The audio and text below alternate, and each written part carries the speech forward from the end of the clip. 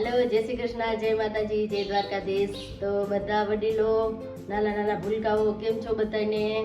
તો બધાને માતાજી હેપી રાખે એવી આપણી પ્રાર્થના છે। તો બધાને જય માતાજી, જય દ્વારકાધીશ ને હર હર મહાદેવ, જય ચામુંડામાં, જય ખોડિયાલમાં।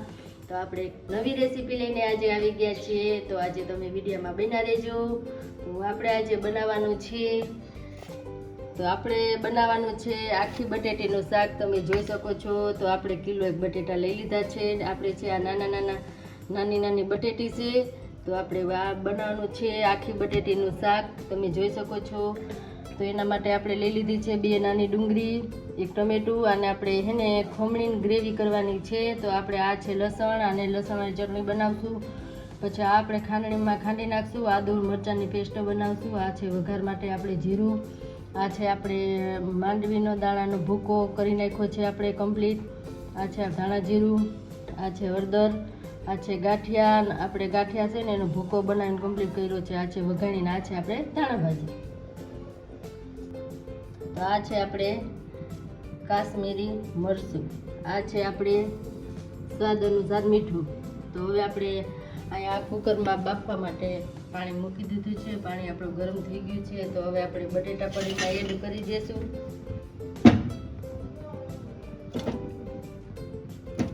તો આપણે બધા બટેટામાં એડ કરી દેવાના છે।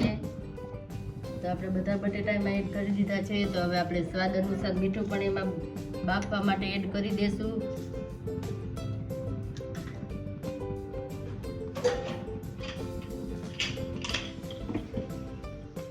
તો હવે આપણે આને સેજ હલાવી નાખશું, અને બટેટા આપણા બુડી જાય એટલું આપણે પાણી નાખવાનું છે। તો હવે આપણે કુકરનું ઢાંકણ ઢાંકી દઈને હવે આપણે આમાં 3 થી 4 સીટી વગાડવાની છે। સીટી વાગી આપણે ટમેટું છે, ખમણી નાખીએ ટમેટું। તો આ છે આપણી ડુંગળી, આપણે ડુંગળી જોઈ શકો છો। તો ડુંગળી આપણે ખમણી નાખવાની છે। તો આ છે આપણે લસણ અને આદુની પેસ્ટ બનાવવાની છે। તો આ છે આપણે લસણવાળી ચટણી બનાવવાની છે। તો લસણ પહેલાં ખાંડી નાખો, પછી આપણે ચટણી એડ કરશું। તો હવે આપણે ગેસ બંધ કરી દઈશું। આપણે બટેટી બફાઈ ગઈ છે। તો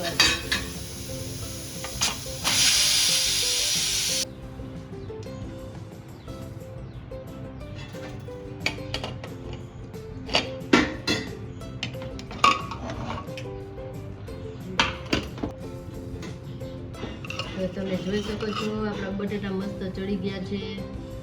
તો આપણે નીચે લઈને બધા કાઢી લઈશું પ્લેટમાં। બધા બટેટા આપણા ચડી ગયા છે। તો આપણી બટેટી મસ્ત બફાઈ ગઈ છે। તો હવે આપણે ગરમા ગરમ આપણે જે આવી રીતના ખોલવાના છે। તો આપણે એને હે ને આપણે બધા ખોલી નાખશું। તો આવી રીતના આપણે બધા બટેટા ફોલવાના છે।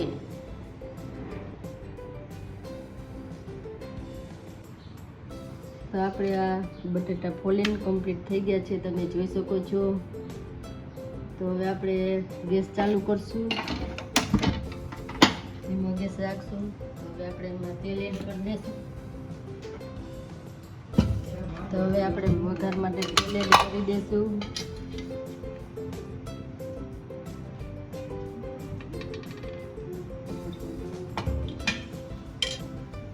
તો આ છે આપણે જીરું, લવિંગ અને તજના ટુકડા, તો આપણે એડ કરી દઈશું। આ છે આપણે હિંગ, ગેસ ધીમો કરી નાખશું આપણે। આ છે આપણે આદુ મરચાંની પેસ્ટ,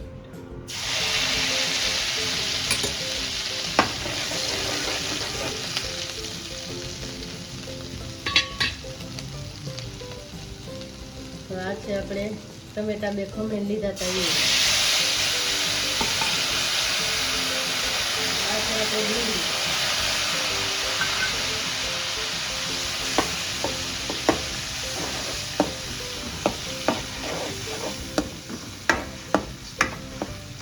હવે આને આપણે ચડવા દેવાની છે। તો હવે આપણે ચડી ગઈ છે। તો આપણે મસાલા એડ કરી દઈશું। આ છે આપણે હળદર, આપણે હળદર એડ કરી દઈશું સ્વાદ અનુસાર। આ છે આપણે ધાણા જીરું. તો ધાણા જીરું એડ કરી દઈશું. આ છે આપણે લસણવાળી ચટણી. તો લસણવાળી ચટણી પણ એડ કરી દઈશું.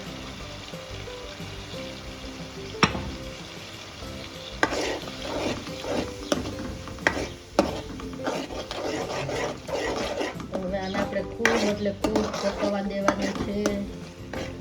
તેલ ઉપર આવી જાય ત્યાં લગી આને ચડવા દેવાનું છે. બધું મિક્સ કરવાનું છે. તો આવી રીતે આપણે બટેટા બાફવામાં આપણે મીઠું એડ કર્યું છે. તો આપણે આમાં ઓછું રાખવાનું છે, ખારું ના થઈ જાય એનું ખાસ ધ્યાન રાખવાનું. તો આપણે સ્વાદ અનુસાર મીઠું એડ કરી દઈશું. કારણ કે આપણે બટેટી બાફીમાં આપણે મીઠું નાખ્યું છે.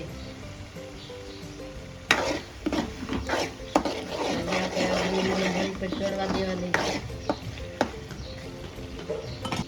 તો આપણે આમાં પાણી એડ કરશું ચડવા માટે.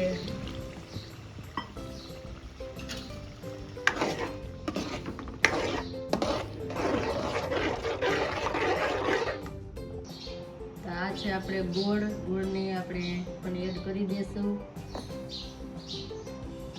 ગોળ આપણે ઓગળી જશે. ગરમ થાય ને એટલે ઓટોમેટિક ગોળ આપણો ઓગળી જશે. તો તમે જોઈ શકો છો આપણે મસ્ત એટલે મસ્ત ગ્રેવી સરસ ઉકળીને ઉપર તેલ આવી ગયું છે. તો હવે આપણે એમાં બધા બટેટા પણ આપણે એડ કરી દઈશું.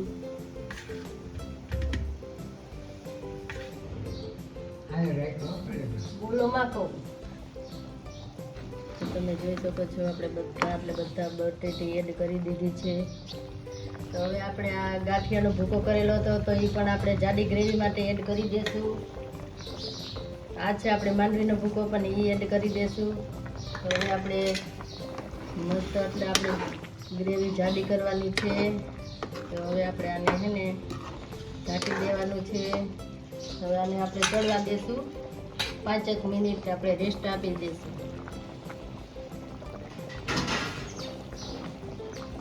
હવે આપણે ગેસની ફ્લેમ ધીમી કરી નાખશું અને આપણે 5 મિનિટ ચડવા દઈશું. તો હવે આપણે જોઈ શકીએ છીએ આપણું આપણું આખું બટેટીનું શાક બનીને કમ્પ્લીટ થઈ ગયું છે. તો તમે જોઈ શકો છો મસ્ત એટલે મસ્ત આપણે જો રસાવાળું આખી બટેટીનું શાક કમ્પ્લીટ થઈ ગયું છે. તો હવે આપણે ગેસ બંધ કરી દઈશું. હવે આપણે પ્લેટ લઈ લઈશું. તો એમાં સર્વ કરશું.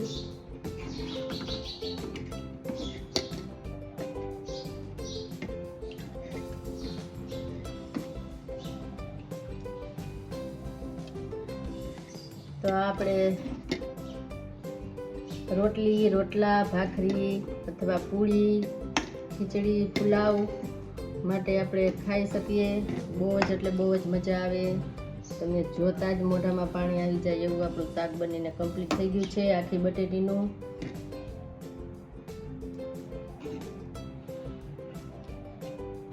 રોટલા, રોટલી, ભાખરી સાથે ખાઈ શકીએ. તો હવે આપણે એમાં થોડાક ધાણા પણ એડ કરી દઈશું. તમે જોઈ શકો છો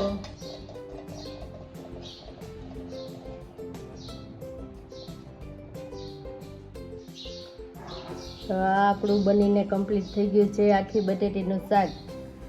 તમે જોઈ શકો છો રોટલા, રોટલી, ભાખરી અથવા પૂરી અથવા પુલાવ, ખીચડી સાથે ખાવું બહુ મસ્ત લાગે.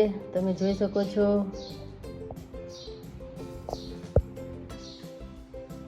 તો આ તમારો આખી બટેટીના શાકનો વિડીયો તમને કેવો લાગ્યો? તો આવી રીતના આવો નવો સપોર્ટ કરતા રહેજો ભાઈઓ તથા બહેનો, મારા વડીલો. તો બધાએ આવો નવો તમે ખૂબ સપોર્ટ કરો છો. આવો નવો સપોર્ટ કરતા રહેજો. તો બધાને જય માતાજી, જય દ્વારકાધીશ અને હર હર મહાદેવને. આવા નવા રેસીપી લઈને હું આવતી રહીશ. તો વિડીયોમાં બન્યા રહેતો. તો બધાને જય માતાજી, જય દ્વારકાધીશ અને હર હર મહાદેવ. તો નવા વિડીયો હું લઈને આવતી રહીશ. નેક્સ્ટ વિડીયોમાં મળશું. તો બધાને આવો નવો સપોર્ટ કરતા રહેજો. બધાને જય માતાજી, જય દ્વારકાધીશ ને હર હર મહાદેવ. ટાટા, બાય બાય ને આવજો.